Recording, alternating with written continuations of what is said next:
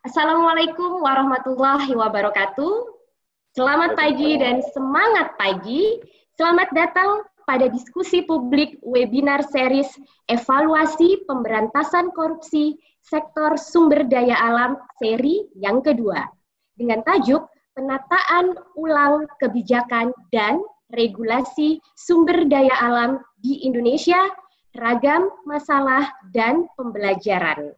Perkenalkan, saya Swasti Putri dari Satgas Pembelajaran Eksternal Pusat Edukasi Anti Korupsi KPK. Webinar seri sumber daya alam ini terdiri dari 3 seri, di mana yang pertama telah dilaksanakan pada tanggal 6 Mei 2020, dan kemudian hari ini pelaksanaan seri yang kedua, dan pekan depan pada tanggal 20 Mei 2020 untuk webinar series yang ketiga. Jika di seri yang pertama, kita mendiskusikan mengenai proses lahirnya Gerakan Nasional Penyelamatan Sumber Daya Alam, bagaimana tantangannya ke depan, dan apa harapan baru dalam pemberantasan. Maka di seri yang kedua ini, kita akan mendengarkan bagaimana proses penataan ulang dan harmonisasi kebijakan dan regulasi tentang sumber daya alam di Indonesia. Baiklah Bapak dan Ibu narasumber dan peserta, bersama kita telah hadir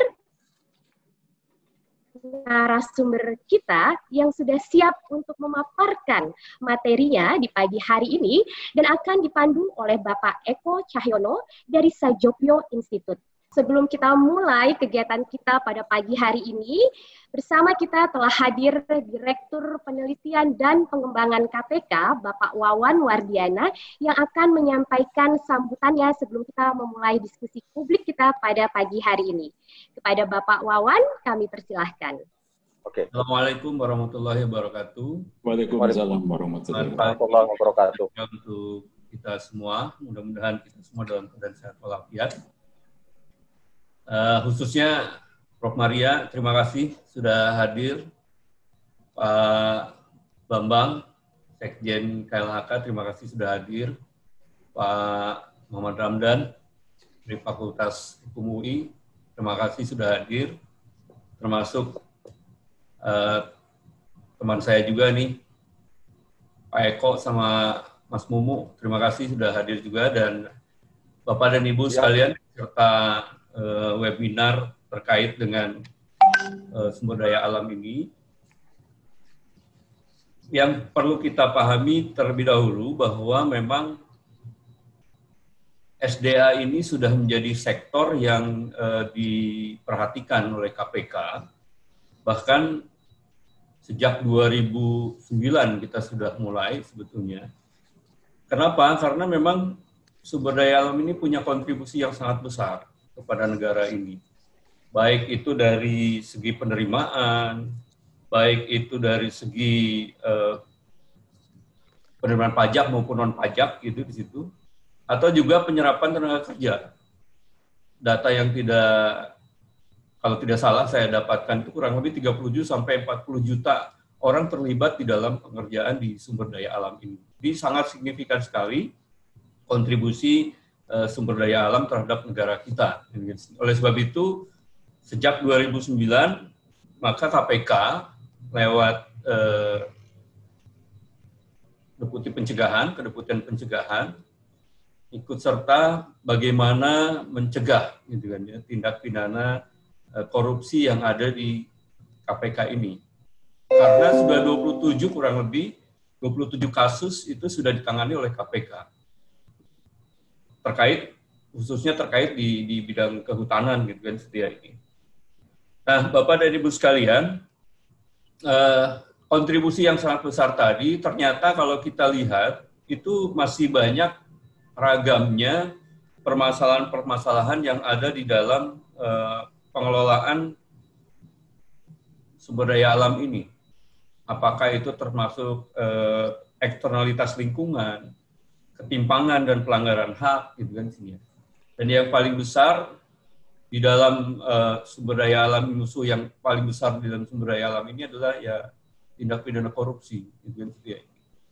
Nah, oleh sebab itu 2009 itu KPK mencoba bekerja dengan teman-teman di akademisi di perguruan tinggi, kemudian dengan teman-teman di KL, kementerian dan lembaga, termasuk juga teman-teman di masyarakat sipil gitu kan ya.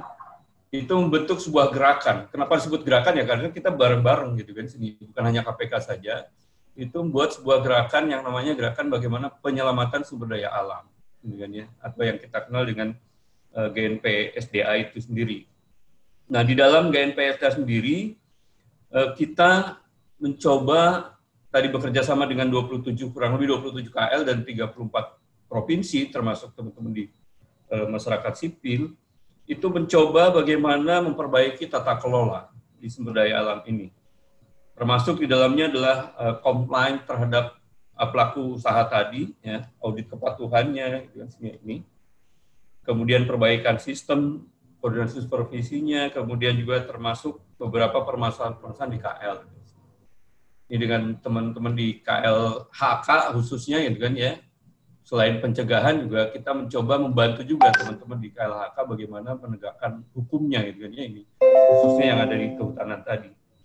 Nah, alhamdulillah Bapak dan Ibu sekalian, dengan GNP SDA ini beberapa hal kita dapatkan dampak yang positifnya, tentunya penerimaan negara bertambah gitu di sini ini terkait dengan pengembalian keuangan pada negara, kemudian penerimaan penataan izin dan lain-lainnya itu juga dapat kita lakukan gitu.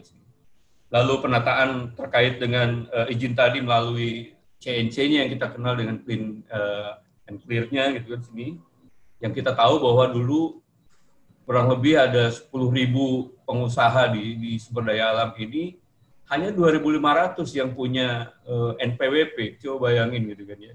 Hanya seperempatnya yang punya NPWP. Artinya yang 75%-nya itu dia berusaha tapi tidak membayar pajak, karena mau bayar pajak bagaimana NPWP-nya tidak punya. Nah, itu adalah hal-hal yang sifatnya positif yang sudah kita dapatkan gitu sini, termasuk di dalamnya pengurangan biaya-biaya yang harus dikeluarkan secara informal maupun non formal. Sudah kita lakukan dengan teman-teman, khususnya misalnya dengan teman-teman KLHK melalui pembangunan sistem-sistem informasi gitu kan ya, ini lewat SIPU atau mungkin dengan Simontana, bahkan terakhir dengan Pak Bambang kita coba untuk mengintegrasikan ya Pak ya, integrasikan sistem-sistem yang ada di KLHK itu supaya semuanya dari mulai perizinan sampai dengan penegakan hukum itu terintegrasi. Dan itu sudah berjalan di KLHK. Bapak dan Ibu sekalian, persoalan korupsi tadi di sumber daya alam bukan hanya persoalan tata kelola, tapi yang paling yang menjadi akar masalahnya itu di state capture corruption di situ. Jadi di regulasi-regulasi yang ada di situ. Oleh sebab itu, Prof. Maria dengan teman-teman sudah mencoba melakukan kajian terkait dengan regulasi-regulasi yang ada terhadap SDA ini. Ada 26 regulasi, kalau tidak salah 26 undang-undang yang coba diharmonisasi, dan ternyata memang banyak tumpang tindih gitu kan ya, tumpang tindih yang ada di dalam regulasi-regulasi yang ada di sini. Kemudian juga selain itu juga ada yang disebut dengan karena kurang transparansi dan meningkatkan partisipasi publik di dalam pengelolaan sumber daya alam ini, sehingga suburkan konflik kepentingan gitu di sini, baik untuk pribadi ataupun kelompok gitu terhadap kepentingan masyarakat maupun negara. Kita kenal mungkin yang terakhir sampai sekarang itu belum jelas juga yang di Trenggalek, kasus di Trenggalek itu ya Prof, yang kita sudah berusaha semaksimal mungkin gitu kan ya, dengan Menteri KLHK-nya, dengan Menteri Agraria gitu kan ya, untuk menyelesaikan permasalahan-permasalahan yang ada di masyarakat gitu kan, yang konflik teritorial tadi. Nah, Mas Eko juga terima kasih atas tulisannya itu terkait dengan bagaimana resolusi konflik yang terjadi di masyarakat di sini. Nah, Bapak dan Ibu sekalian, pada hari ini kita melakukan webinar ini, alhamdulillah para panelisnya sudah hadir dan saya yakin nanti akan memberikan beberapa hal yang memang up to date, informasi-informasi yang memang kita perlukan. Dan kalau memang perlu kita diskusikan, mungkin inilah waktunya kita diskusikan. Walaupun sedikit, ini kemarin kita sudah dengar bahwa Undang-Undang Minerba sudah keluar, gitu, sudah diketok palu gitu kan, usaha yang sudah dilakukan oleh kami sendiri sudah sedemikian, kalau kami merasa itu kan ya, pada saat merevisi PP 23 tahun 2010 untuk perpanjangan untuk KK maupun PKP 2B itu KPK kami sudah berusaha untuk merapikan gitu. Ini jangan dan seterusnya. Tapi akhirnya jebol juga di lewat undang-undang Minerba ini ya.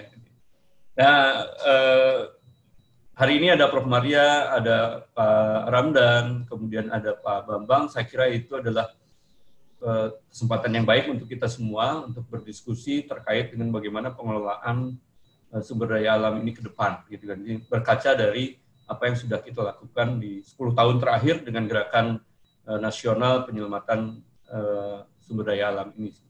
Saya kira itu dari saya. Sekali lagi terima kasih para panelis dan para peserta. Tentunya saya lihat sudah hampir 500 nih peserta yang hadir dari berbagai macam institusi dan latar belakang yang punya concern terhadap pengelolaan sumber daya alam ini.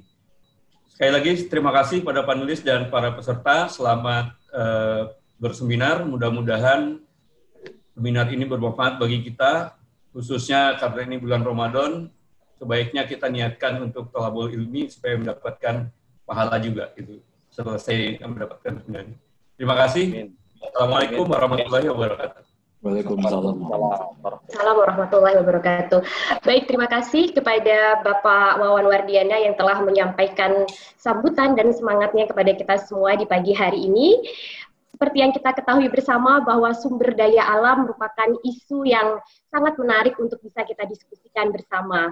Dan sebagai informasi kepada Bapak Ibu narasumber dan juga kepada seluruh peserta, bahwa bersama kita telah hadir 491 peserta, jumlah yang luar biasa banyak dan sudah siap untuk bisa mendengarkan pemaparan dari Bapak dan Ibu narasumber. Untuk lebih singkatnya, tidak ingin berpanjang lebar, diskusi publik webinar series yang kedua akan saya serahkan kepada moderator agar dapat dilaksanakan kegiatan ini. Kepada Bapak Eko Cahyono, kami persilahkan. Terima kasih Mbak Putri. Pak Wawan, terima kasih welcome speech-nya. Juga kepada para narasumber setelah hadir, Prof. Maria, Pak Sekjen, Pak Bambang, Pak Andre, juga ada Mas Mumu, dan nanti ada panelis Mbak Dwi. Terima kasih semuanya peserta. Assalamualaikum warahmatullahi wabarakatuh. Selamat pagi, salam sejahtera untuk kita semuanya. Ibu, Bapak, teman-teman semuanya, kita sekarang di dalam satu putaran diskusi kedua yang akan mengangkat satu diskusi topik yang menjadi salah satu dari 3 mandat Gerakan Nasional Penyelamatan Sumber Daya Alam yang dulu di awal berdirinya bernama NKB, Nota Kesepakatan Bersama, yakni soal penataan ulang kebijakan dan regulasi sumber daya alam di Indonesia, bagaimana ragam masalah dan pembelajarannya.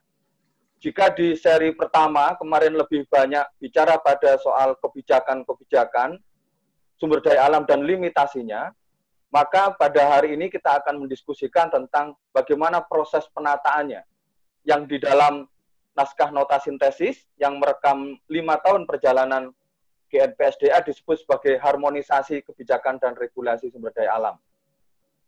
Hari ini telah hadir, sebagaimana disampaikan tadi oleh Pak Wawan maupun Mbak Putri, 3 narasumber, dan plus nanti ada narasumber tambahan juga, 4 berarti, yang akan membahas topik ini. Pertama, saya memperkenalkan Prof. Maria Sumarjono, guru kita semuanya, guru besar Hukum Agraria Universitas Gajah Mada, yang juga menjadi expert narasumber di dalam Gerakan Nasional Penyelamatan Sumber Daya Alam. Selamat pagi, Bu Maria. Sehat selalu, Bu. Ya. Yang kedua, Dr. Insinyur Bambang Hendroyono, Sekjen KLHK. Selamat pagi, Pak Bambang. Selamat pagi, Pak Eko. Sehat selalu, Pak. Alhamdulillah, baik-baik, sehat. Ya. Baik, Pak. Yang ketiga, ada Dr. Muhammad Ramdan Andri Gunawan Wibisono atau biasa dipanggil Mas Andri, dosen Fakultas Hukum Universitas Indonesia. Selamat pagi, Mas Andri. Sehat, Mas Andri? Selamat Ya, pagi. sudah bergabung. Oh ya, Mas. Baik. Lalu nanti akan menambahkan presentasi dari Prof. Maria, ada Mas Mumu Muhajir, peneliti dari Yayasan Auriga Nusantara. Selamat pagi, Mas Mumu. Pagi, Mas Eko. Baik, terima kasih. Ibu Bapak, teman-teman semuanya, mari kita mulai saja. Pemaparan pertama akan disampaikan oleh Prof. Maria, nanti diselingi oleh Mas Mumu, yang akan menyampaikan tentang historical background dari bagaimana harmonisasi kebijakan dan regulasi ini dilakukan oleh GNPSDA, lalu bagaimana relevansinya sekarang, dan apa tantangan-tantangan yang akan dihadapin di masa yang sekarang ini. Karena berharap banyak nanti waktu untuk diskusi, mudah-mudahan waktu 15 menit, tapi karena nanti yang pertama ini Prof. Maria dan Mas Mumu saling tiktokan 2 orang, mungkin bisa masing-masing 10 menit, sehingga maksimum 20 menit, Bu Prof. Maria. Kami persilakan untuk menyampaikan. Terima kasih Mas Eko. Ibu Bapak sekalian, selamat pagi. Assalamualaikum. Salam sehat dan sejahtera untuk kita semua. Salam. Saya pikir karena waktu yang terbatas, saya ingin sampaikan yang pokok-pokok saja untuk memberikan kesempatan lebih banyak untuk kita berdiskusi. Jadi, kenapa perlu hari ini ya, kita masih perlu sih ngomong mengenai harmonisasi ya. Jadi, tahun 2015 dibentuk tim oleh KPK untuk melaksanakan salah satu misinya untuk melakukan kajian harmonisasi. Jadi kita ini kan sudah mendengar dan merasakan bahwa ada sesuatu yang tidak pas di antara berbagai undang-undang yang terkait dengan sumber daya alam. Nah, kemudian kita juga masih ingat itu ada TAP 9 2001 tentang PAPSDA. Tapi pertanyaannya sebetulnya apa sih asal muasal terjadinya disharmoni antara undang-undang sumber daya alam ini? Nah, karena itu saya ingin menekankan mengenai hal itu. Pertama, asal muasalnya kenapa terjadi disharmoni antara undang-undang sumber daya alam. Yang kedua, nanti akan bersama Mas Mumu, di mana saja sih buktinya bahwa ada disharmoni di antara undang-undang sumber daya alam. Dan yang ketiga yang saya kira tadi ditekankan oleh Pak Wawan, hasil kajian itu untuk apa sih manfaatnya gitu. Tadi sudah mendengar, wah kemarin undang-undang Minerba udah ketok palu. Lalu Pak Bambang ini kan juga sedang dengan Komisi 4 mungkin ya Pak, pembaruan atau revisi dari Undang-Undang Kehutanan. Saya mendengar itu sudah beberapa waktu. Lalu relevansinya kajian itu apa? Saya ingin sampaikan hari ini untuk merupakan pekerjaan rumah kita bersama. Nah, kalau kita bicara mengenai disharmoni, maka sebetulnya kita harus kembali ke tahun 60. 15 tahun setelah kemerdekaan RI, Undang-Undang Nasional yang pertama yang terbit adalah Undang-Undang Nomor 5 Tahun 60, UUPA. UUPA itu diniatkan untuk menjadi undang-undang yang menjadi landasan. Kalau tidak suka undang-undang payung, karena sekarang kan tidak ada yang namanya undang-undang payung, undang-undang itu tidak ada. Ya itu undang-undang. Tapi niatnya dimaksudkan sebagai lex generalis. Sebagai yang menjadi platform bersama pengaturan seluruh undang-undang yang bernafaskan sumber daya agraria. Nah, itu tujuan semula dari UUPA. Sehingga berdasarkan prinsip umum yang dirumuskan dalam UPA, undang-undang sektoral diharapkan mengikuti prinsip-prinsip yang digariskan oleh UPA. Nah, kira-kira belum sampai 10 tahun berlakunya UPA, ketika semua bicara mengenai tinggal landas, perlu modal untuk bergerak cepat pembangunan, maka kemudian terbitlah yang namanya Undang-Undang Penanaman Modal Asing. Undang-Undang Penanaman Modal Asing itu diterbitkan pada tahun masih awal sekali 67, 7 tahun setelah UPA. Yang kemudian diperbaiki dengan Undang-Undang 11 tahun 70. Di samping itu Undang-Undang Penanaman Modal Dalam Negeri, Undang-Undang PMDN, Undang-Undang 668 tahun 68 terpaut setahun dengan penanaman modal asing yang kemudian diperbarui dengan Undang-Undang 1271. Itu yang menjadi dasarnya Undang-Undang Penanaman Modal. Nah, modal itu didapat dari mana? Kita waktu itu nggak punya apa-apa. Oh, nggak benar juga. Kita kan punya tambang. Kita punya loh hutan, sumber daya alam. Kita apakan? Wah, kan belum ada itu undang-undang untuk kehutanan, untuk pertambangan. Yang ada UUPA. Nah, karena orang membaca, lebih senang membaca tekstual daripada kontekstual, cepat-cepat lalu dilihat, nanti dulu mari kita lihat UUPA. Nah, UPA itu pasal-pasal yang memuat prinsip dasar 10. Yang memuat tanah banyak banget, sampai 53 pasal. Di luar itu, ketentuan konversi 4 pasal. Jadi kalau orang secara tekstual melihat, kalau begitu meskipun namanya Undang-Undang Pokok Agraria, itu kan ngatur pertanahan. Nah, oleh karena itu, lalu berlomba-lombalah terbit undang-undang sektoral mulai Undang-Undang Kehutanan 67 ya, kemudian pertambangan juga 67. Jadi kelanjutan dari Undang-Undang Penanaman Modal. Kalau saya merasa ini pembacaan yang tekstual, tidak dibaca 10 pasal yang seperti kontekstual.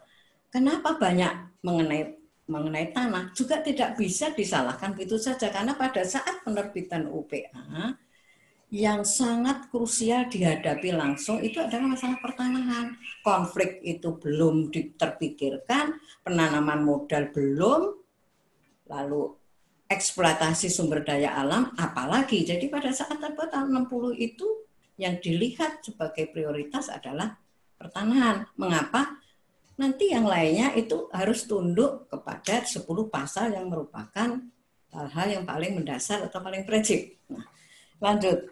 Jadi degradasi itu diawali dengan terbitnya undang-undang mengenai sektor atau sumber daya alam di luar pertanahan. Nah, hal itu sudah ditengarai oleh MPR. Sebetulnya sebelum 2001, tumpang tindih itu sudah mulai dirasakan oleh rezim Orba. Buktinya apa? Pada tahun 76, Presiden pada waktu itu Presiden Soeharto menerbitkan Inpres nomor 1 tahun 76. Nah, Inpres nomor 1 tahun 76 nanti bisa dicari, itu adalah sinkronisasi pelaksanaan tugas bidang keagrariaan dengan bidang kehutanan, pertambangan, transmigrasi, dan pekerjaan umum. Jadi tahun 76 sudah mulai dirasakan oleh Orba bahwa ini bagaimana tumpang tindih. Nah, tapi terus tidak ada tindakan apa-apa. Kemudian MPR pada tahun 2001 merasa bahwa ini ada sesuatu yang harus dipikirkan dan ditindaklanjuti bersama. Nah, kompetisi yang tadi dicoba diselesaikan melalui Inpres oleh Presiden Soeharto tahun 76 itu dilihat oleh MPR ini kalau tidak diselesaikan, dampaknya paling tidak ada konflik terus-menerus terjadi, kemudian ketidakadilan dalam alokasi sumber daya alam, dan menurunnya kualitas dan kuantitas sumber daya alam. Nah, karena itu dalam pasal 5, arah kebijakan itu ada 6, tapi yang paling relevan adalah diperintahkan untuk kaji ulanglah berbagai peraturan perundang-undangan yang berkaitan dengan agraria, jadi SDA, semua itu kaji ulang saja agar tercapai sinkronisasi kebijakan antar sektor supaya terwujud peraturan perundang-undangan yang didasarkan pada prinsip PA dan PSDA. Ini amanat, ini perintah. Lanjut.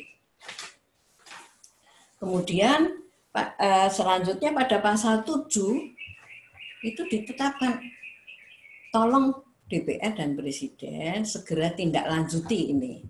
Untuk TAP ini sebagai landasan setiap pembuatan kebijakan itu tolong dilihat prinsip-prinsip PA dan PSDA. Nah, kemudian sebetulnya yang penting pasal 8 terlewati adalah menugaskan kepada Presiden untuk segera melaksanakan TAP dan melaporkannya pada sidang tahunan MPR. Ini khusus sekali. Ada amanat, tolong setiap kemajuan, setiap sidang tahunan itu dibawa. Implementasinya tidak ada. Nah, kemudian MPR dalam suatu keputusan, lanjut pada tahun berikutnya, 2003, memberikan saran kepada Presiden dan DPR, maksudnya itu mengingatkan, tolonglah selesaikan konflik, lalu bahas bersama Undang-Undang Pembaruan Agraria dan Pengelolaan Sumber Daya Alam yang akan berfungsi sebagai undang-undang pokok, maksudnya lex generalis, dan membentuk lembaga untuk penyelesaian konflik agraria dan sebagainya. Jadi itu yang diminta, tolonglah buat undang-undang yang menyatukan semuanya, lex generalis, dan buat suatu lembaga untuk penyelesaian konflik agraria. Implementasinya sampai sekarang belum ada. Oleh karena itu, barangkali bertanya, tadi Pak Wawan sudah menjelaskan, kenapa pula itu KPK kemudian menginisiasi? Sebetulnya KPK itu membantu pemerintah dan DPR untuk melaksanakan amanat dari TAP 9 yang sangat penting, tapi pemerintah belum mempunyai waktu barangkali dengan DPR. Karena itu masyarakat sipil yang maju, KPK bersama BPHN, ini terima kasih waktu itu Ibu Eni, sekarang Ibu Eni Hakim Mahkamah Konstitusi, kami bersama-sama melakukan kajian itu. Karena kalau tidak orang akan menanyakan, kok dikatakan disharmoni? Di mana disharmoninya? Jadi harus ada bukti untuk menyatakan bahwa TAP MPR itu bukan dibuat hanya karena ingin membuat suatu ketetapan. Ya. Jadi tahun 2015 itu dibentuk panitia, kami bekerja tunggang langgang 14 orang ya, dari BPHN, dari KPA, dari perguruan tinggi, sehingga 2018 dapat terbit bukunya dan kemudian sekarang petikannya ada di jurnal itu. Nah, untuk tahu harmonisasi 26 undang-undang yang kami pilih pada waktu itu, lalu bagaimana mau diapakan 26 undang-undang itu? Kami lalu memilah-milah itu. Karena kenapa? Karena memang tujuan pembentukan undang-undang itu punya filosofi, punya konsepsi yang tidak sama. Oleh karena itu kemudian menjadi 5 kelompok, yaitu ada kelompok agraria, lingkungan hidup dan tata ruang, itu yang sifatnya more or less lebih kurang itu lex generalis, dan kemudian berdasarkan bidang yang masih saudara sekandung lah. Ada kehutanan, pertambangan, kelautan, undang-undang itu dapat dilihat, lanjut saja. Nah, kemudian kedua kita lalu berpikir, kalau untuk menyatakan disharmoni itu kalau ukurnya apa? Kita ikuti saja karena MPR mengatakan, tolong kalau membuat peraturan kebijakan di bidang SDA, tolong dong ikuti prinsip kita. Ya. Di TAP MPR di dalam pasal 5, itu prinsipnya ada 12. Ya, saya tidak usah sebutkan, nanti bisa dicari. Kemudian kita dari 12 itu bisa kita lipat kok. Kita lipat menjadi 5. Ya, 5 prinsip: negara kesatuan, demokrasi, keadilan, keberlanjutan, dan kepastian hukum. Di luar itu masih dilihat berbagai undang-undang itu dari aspek HAM-nya bagaimana, aspek anti korupsinya bagaimana. Nah, nanti Mas Mumu akan menjelaskan yang lebih menjelimet mengenai ini, yaitu negara kesatuan bisa dilihat dari 3 aspek, demokrasi begitu juga. Kemudian nanti masih akan dipecah-pecah masing-masing menjadi indikator. Kalau saya tidak salah ingat, untuk yang undang-undang yang lebih lex generalis itu dipecah menjadi 43 indikator dan undang-undang yang lainnya itu dilihat dari 56 indikator. Jadi seluruhnya ada 99 indikator. Nah, kemudian lanjut setelah diteliti dengan memang cukup pusing juga karena ada 99 indikator menggunakan tabel silang. Kemudian juga kalau kita akan menilai suatu undang-undang itu menaati prinsip PAPSDA itu apa ya kriterianya? Kita buat ada 3 kriteria, asas-asasnya ada, norma prosedur ada, nilainya full 3.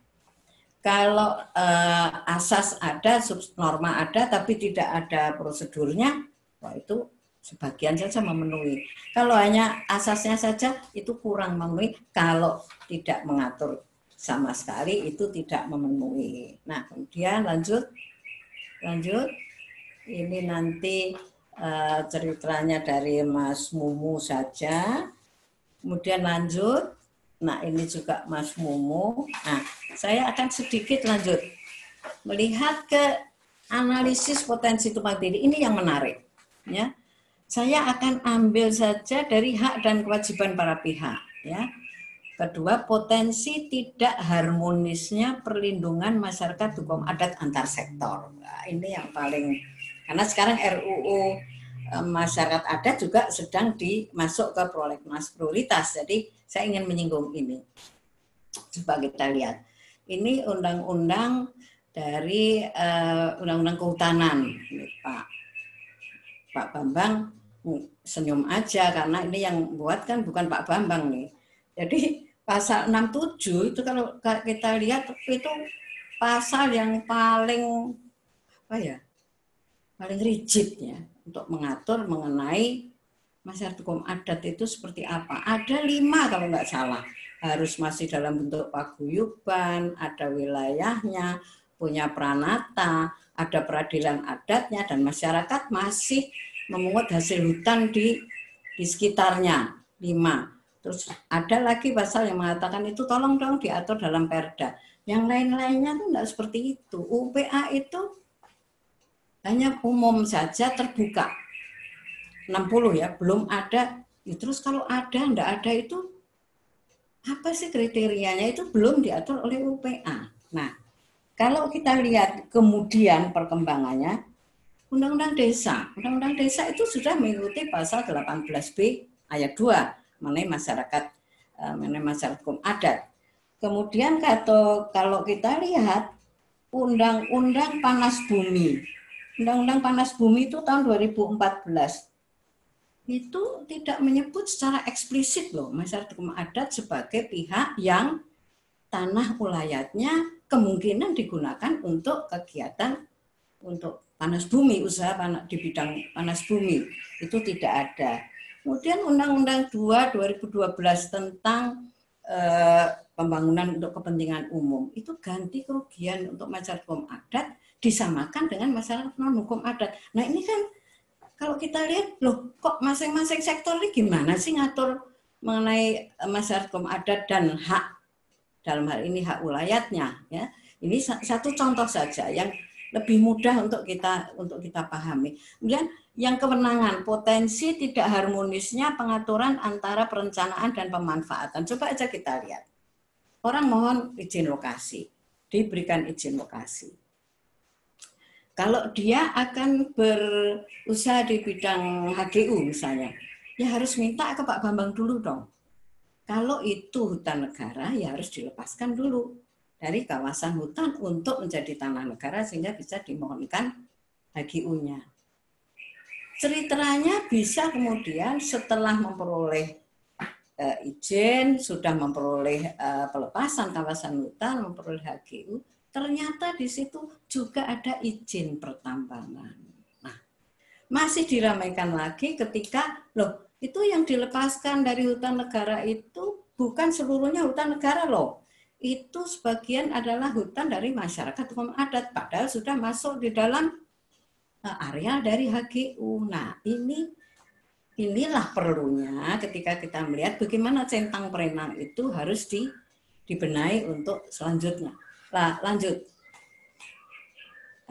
Nah, ini beberapa catatan ya bahwa seperti itu, perlindungan lingkungan hidup belum diharus utamakan, prosedur penyelesaian sengketa belum ada, yang khusus maksudnya sengketa agraria dan sebagainya. Persilahkan untuk melihat sendiri. Nah, yang penting, yang ingin saya sampaikan, mumpung ada Pak Bambang dan kemungkinan juga Bapak Ibu yang lain yang sekarang sedang berpikir untuk merevisi undang-undang di bidang sumber daya alamnya. Nah, maka lanjut yang terakhir yang masih ditunggu ya, ini kapan ya kita laksanakan TAP itu. Ini ya, karena itu yang ingin saya sampaikan, kajian dari KPK BPHN itu bukan sesuatu yang sia-sia apabila kita punya niat baik. Ya, masalahnya itu kita punya niat baik enggak untuk mengikuti apa yang sudah dilaksanakan oleh kajian secara objektif rasional itu. Nah, mestinya kalau pendekatan ideal sesuai perintah TAP, tolong disusun rancangan undang-undang tentang SDA sebagai lex generalis. Nah, kalau mau ngetrend itu omnibus law. Kalau saya sih karena orang hukum yang jadul itu namanya lex generalis. Kenapa? Lebih mudah karena yang disusun, disederhanakan, disusun prinsipnya itu adalah undang-undang dalam satu rumpun. Filosofinya sama, semua kembali ke pasal 33 ayat 3. Kalau omnibus law sekarang ini kan 79 undang-undang yang filosofi berbeda konsepnya, itu bagi saya sulit untuk menyatukan menjadi satu undang-undang. Nah, alternatifnya bisa 2 RUU, bisa satu sumber daya alam, satu PSDA, atau bisa satu RUU juga bisa. Ini yang teman-teman menanyakan, mungkin saja penguasaan dan pengelolaan. Jadi bisa. Dan kalau saya sampaikan bisa itu bukan mengarang. Itu sudah pernah diusulkan. Yang sumber daya agraria itu tahun 2004, tapi kandas karena pergantian pemerintahan dari Ibu Megawati ke Bapak Susilo Bambang Yudhoyono. Yang pengelolaan sumber daya alam itu pada waktu itu Pak Sony Keraf, Menteri LHK-nya, diusulkan di DPR, tapi juga banyak yang keberatan. Itu tahun 2006.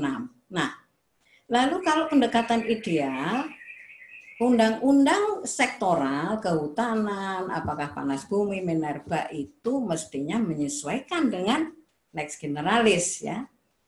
Nah, tapi ini kan belum ada RUU-nya, terus masa nggak boleh merevisi undang-undangnya? Oh, tentu saja baik sekali boleh, tidak ada yang melarang, tetapi menurut pendapat saya, silahkan mau merevisi, pendekatannya kan praktikal ya, tanpa menunggu lex generalisnya, tapi harap menerapkan prinsip-prinsip PSDA dan memanfaatkan kajian ini sebagai bagian dari naskah akademik.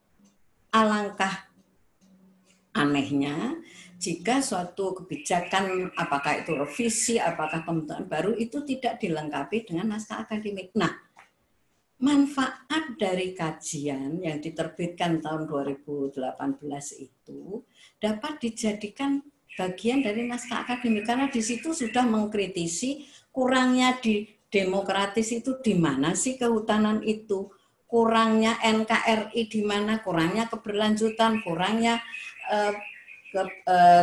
perlindungan masyarakat hukum adat, itu semua ada di situ. Nah, ini umum ya, proses penyusunan itu harus transparan dan partis. Nah, kalau kita lihat, saya ingin tanya nih pada Pak Bambang, mudah-mudahan Pak Bambang bersedia melihat hasil kajian senyampang menyempurnakan Undang-Undang 41 tahun 99. Nah, saya kan agak kaget juga ketika Minerba kemarin sudah diketok palu. Masalahnya tidak punya waktu untuk mendalami NA-nya, apa ada, saya juga nggak tahu, lalu substansinya, untuk mencocokkan jangan-jangan ini nanti tetap melanggengkan disharmoni karena tidak menggunakan analisis atau kajian harmonisasi yang sudah dilakukan oleh KTK dan BPHN. Jadi saya kira demikian para peserta semua, teman-teman, rekan-rekan yang sudah lama tidak ketemu, kita tuh masih punya PR besar. Terima kasih Mas Eko. Baik, terima kasih Bu Maria. Teman-teman, kita dipadatkan satu proses panjang oleh Prof. Maria terkait dengan milestone ya, tonggak-tonggak penting, mengapa penting harmonisasi dilakukan dan disimpul-simpul apa itu yang disebut dengan disharmoni dan tumpang tindih tadi, sampai dikasih tawaran-tawaran konkret yang disampaikan Prof. Maria. Terima kasih Prof. Maria. Karena tadi akan ada tambahan dari Mas Mumu, silakan Mas Mumu untuk menyampaikan, ada waktu 10 menit, ya Mas Mumu menyampaikan bahannya sendiri. Dan sebelum Mas Mumu menyampaikan, Ibu Bapak dan para peserta sekalian, jangan khawatir, seluruh materi narasumber bisa diunduh sekali lagi di aclc.kpk.go.id. Jadi nanti teman-teman Bapak Ibu sekalian bisa mengunduh di sana. Silakan Mas Mumu. Kepada Ibu Maria juga terima kasih memberikan waktu bagi saya untuk menceritakan sebenarnya technicalities gitu ya, kita nyebutnya metodologi lah dalam proses kita melakukan harmonisasi. Ya, karena ini kan bentuknya sebenarnya tawaran dari KPK dan BPHN, karena melihat bahwa tadi sudah Bu Maria jelaskan, Presiden atau pemerintah dan legislatif ternyata tidak melaksanakan perintah sebenarnya dari TAP MPR 9 tahun 2001 itu. Nah, dalam jangka waktu 2001 sampai 2015 itu sangat jarang sekali orang yang kemudian membicarakannya secara metodis gitu. Jadi kalau kita melakukan harmonisasi, gimana sih caranya? Gitu. Nah, kami kemudian ada tim, Bu Maria tadi menceritakan yang dipimpin oleh Bu Maria, kita ya benar tunggang langgang gitu, mencoba untuk membaca sekitar 26 undang-undang, dan beberapa selain undang-undang, kita juga membaca beberapa putusan MK yang terkait dengan undang-undang SDA itu kan, karena putusan MK juga penting dilihat karena ada banyak yang seperti ini. Nah, apakah boleh di full screen, Mas? Full screen, Mas? Boleh di full screen? Siap. Oke. Ya, Mas. Nah, ini saya akan cepat saja, tapi yang ingin saya ceritakan di sini sebenarnya pertama jalur untuk melakukannya sebenarnya ada 4 ini. Jadi kita membuat metodologinya ada 4 tahap ini. Pertama kita melakukan analisis pemenuhan prinsip. Kemudian setelah ada pemenuhan prinsip, berarti prinsipnya diketemukan dulu, kemudian dibaca tadi memenuhi tidak memenuhi, kemudian masuk ke analisis persandingan pengaturan. Kita membandingkan baru di sini antara isi dari materi peraturan dengan peraturan yang lain, dari satu undang-undang dengan undang-undang yang lain. Kemudian kita juga melihat di sisi lain interpretasi konsep konstitusionalitasnya, yang ini sebenarnya bersandar pada putusan-putusan MK terkait dengan SDH, dan kemudian terakhir kita membuat kayak semacam wadahnya, jalurnya setelah ini tuh akan bagaimana. Nah ini udah dijelaskan sama Bu Maria. Saya akan langsung masuk ke temuan pentingnya ya, yang kemudian kita yang di pertama. Jadi clear sekali kita kalau tawaran kita yang disebut dengan melakukan harmonisasi tidak hanya sekedar membandingkan isi di dalam materi, tapi juga harus membandingkan undang-undang ini dengan prinsip-prinsip yang lebih basic gitu, yang lebih fundamental. Yang kami lihat ada dalam Pancasila, ada dalam Undang-Undang 45, Undang-Undang Dasar 1945, dan TAP MPR 9 tahun 2011. Kemudian TAP MPR 9 tahun 2001 ini, karena memang ini TAP MPR yang langsung connected, langsung terkait dengan harmonisasi pengelolaan sumber daya alam.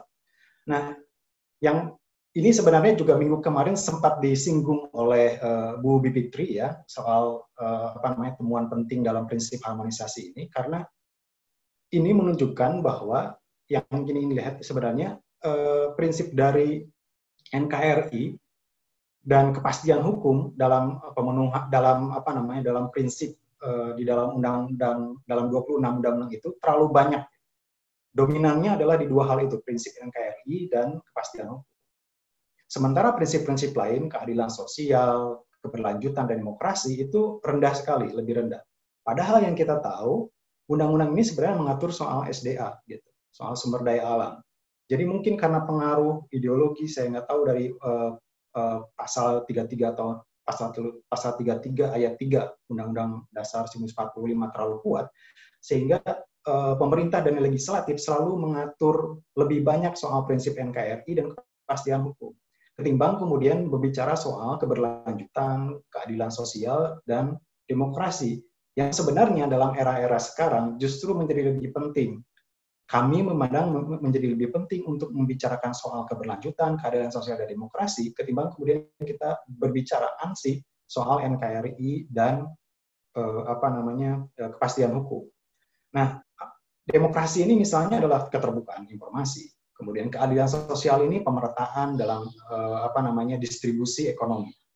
Kemudian keberlanjutan ini ngomong soal bagaimana kemudian prinsip-prinsip lingkungan hidup itu benar-benar ada di situ, yang tidak hanya membicarakan keadilan di tingkat sekarang, di kita sekarang, baby boomer, generasi X, generasi Y, tapi juga generasi yang akan datang, intergenerasional. Nah, ini saya kira sangat sedikit sekali dibicarakan dalam undang-undang terkait dengan SDA dan LH yang ada di Indonesia sekarang. Nah, yang temuan yang lain sebenarnya sudah diceritakan oleh Bu Maria tadi. Saya ingin meng-highlight yang nomor 6, tidak diaturnya mengenai anti konflik kepentingan. Ini saya kira penting untuk di-highlight, karena kita tahu sendiri ada banyak anggota Dewan Legislatif yang tidak melepaskan usahanya gitu. Kalau dia profesinya sebagai dosen, kalau PNS, tentara atau pengacara misalnya, dia harus melepaskan. Gitu. Tapi kalau dia latar belakangnya pengusaha, tidak ada aturan yang secara lebih jelas di dalam undang-undang atau bahkan di dalam etik legislatif atau dalam aturan perundang-undangan lain yang mengatur soal ASN yang membatasi soal anti kepentingan itu. Dalam satu kesempatan di KPK malah ada satu anggota legislatif legislatif dari DPR yang secara terang-terangan mengatakan bahwa dia berada di komisi itu, di komisi 7, sehingga saya ngobrol soal mineral dan batu bara waktu itu, yang juga dia punya perusahaan terkait dengan SDA, perusahaan tambang. Jadi ini kita agak sulit kemudian kita bisa meminta kepada legislatif untuk ngobrol soal keberlanjutan, demokrasi, dan keadilan sosial ketika yang lebih banyak anggota di situ adalah anggota-anggota dari kalangan pengusaha.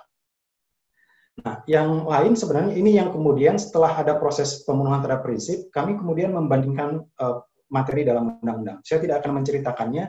Saya sangat menganjurkan sekali untuk membaca bukunya. Itu bukunya memang tebal sekali, tapi saya kira bisa di-sweet, bisa dibaca cepat beberapa hal yang itu, tapi kayaknya lebih enak kalau membaca di situ atau membaca yang ada dalam jurnal integritasnya.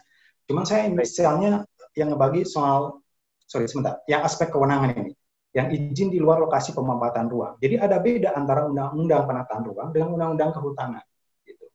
Undang-undang kehutanan ini membatasi di dalam ruang, tapi undang-undang lain tidak. Kemudian izin tanpa alokasi ruang. Undang-Undang 4 2009 itu undang-undang minerba itu membatasi bahwa izin hanya dapat diberikan setelah penetapan alokasi. Undang-Undang 41 membatasi memang, tapi itu bisa dikesampingkan. Misalnya kan seharusnya ada pengukuhan kawasan hutan dulu, baru ada penata gunaan. Nah, tapi izin bisa keluar dalam proses pengukuhan kawasan hutan. Itu aneh sebenarnya karena Undang-Undang 41-nya tidak mengatur seperti itu. Yang ini yang saya kira waktunya sudah habis ya, jadi nanti lebih banyak kita bicara di diskusi. Terima kasih untuk waktunya, Pak Eko. Baik, saya berikan lagi ke Pak Eko. Baik, Mas Mumu, terima kasih, Mas Mumu. Mas Mumu ini adalah salah satu dari tim peneliti di harmonisasi kebijakan dan regulasi bersama Prof. Maria sebagai koordinatornya. Dan Ibu Bapak dan teman-teman tidak usah khawatir, naskah itu sudah dipublikasi gratis dan bisa diunduh juga di webnya KPK. Nanti kalau ada yang menginginkan, bisa kita sharing juga. Mas Mumu tadi menegaskan dua hal, bagaimana metodologi dari harmonisasi, langkah-langkahnya bagaimana, lalu juga poin-poin temuan apa yang paling penting tadi Mas Mumu menambahkan dari Prof. Maria. Nanti teman-teman juga bisa melihat ulang presentasi Mas Mumu itu, bisa dilihat di aclc.kpk.go.id.